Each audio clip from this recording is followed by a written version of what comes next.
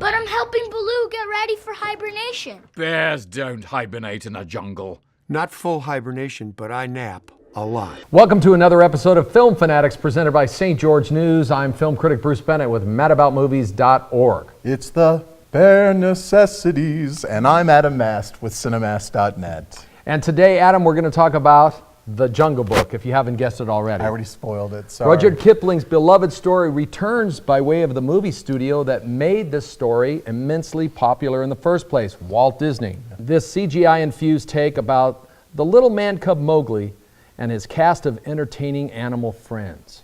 So, Adam, is it safe to go back to the jungle? In short, I'm just going to kill the suspense. I friggin' loved it. Yeah. I love this movie. It is Agreed. so joyful, so entertaining. If there's anything I feel bad about, it's I actually went and saw it without the kids. I plan on going to see it a second time, taking them to see it. There's just so much joy in this movie. We're kind of conditioned to be a little leery of remakes, right?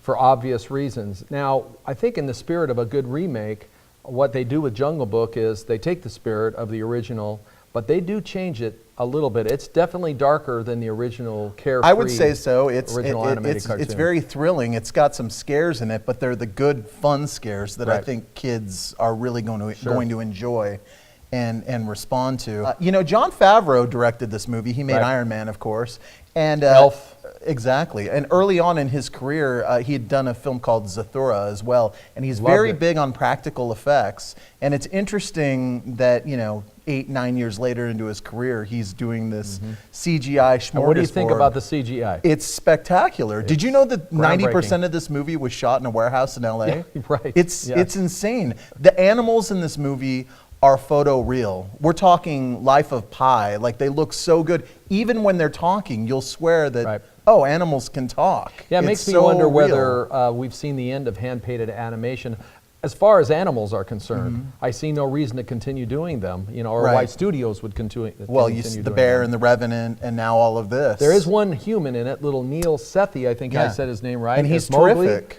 It's amazing. His first movie, and it blows my mind, this kid acts in front of green screen in opposite characters that weren't on set like a seasoned pro. I mean, this kid is good, and he kind of warms the heart. He's just got this really infectious likability. And there's great vocal characterizations. Let's name a few of them. Well, Bill Murray, Christopher Walken. Right. And Scarlett Johansson. My favorite, Idris Elba as Khan, the evil tiger, giving a brand new meaning to the term the wrath of Khan. Cub becomes man, and man is forbidden.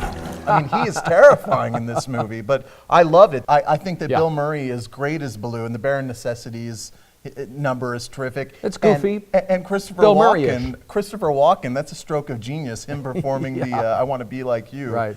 One of the things that's great about this film is it is action-packed from the beginning to the end. It's not frenetic. No. There's moments of carefree leisure that's beautiful. Aside from the technology, it's a good old-fashioned adventure. And yet the way it's filmed is just spectacular. There's a landslide sequence in this movie that my heart was pounding.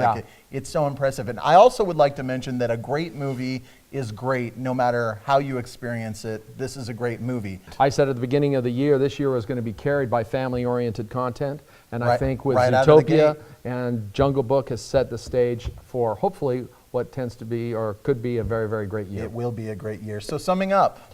Fantastic. One of the best movies of the year. Thank you very much, Jon Favreau and cast, for doing justice to a classic. So he says see it, and I got to say skip it. Just kidding. I say see it. Absolutely loved it. Right. You bet. Well, there you go. Another episode of Film Fanatics brought to you by St. George News. I'm film critic Bruce Bennett with madaboutmovies.org. And I'm Adam Mast with Cinemast.net. And we're Film Fanatics.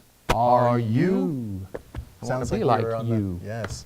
Man, I can't tell you how much I love this movie. Yeah, it was joyful, heart-wrenching, action-packed. It really was. And spectacular to look at. Did you see it in IMAX? No. You didn't? Yeah. So you need to go see it again in IMAX. I will. It'll blow your mind.